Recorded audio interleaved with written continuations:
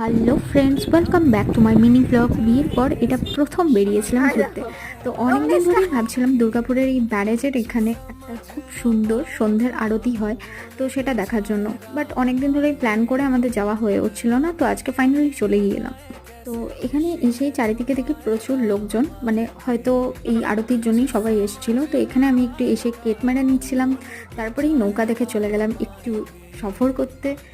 যাই হোক, অনেকদিন পর নৌকায় চাপলাম, বেশ ভালো লাগলো, বাট একটু ভয়ও লাগছিল।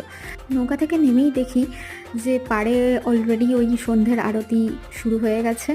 তো যাই হোক, তার প্রিপারেশন চলছে। তো আমরা নৌকা থেকে নেমে একটা খুব সুন্দর জায়গা দেখে আমরা দাঁড়িয়ে পড়লাম।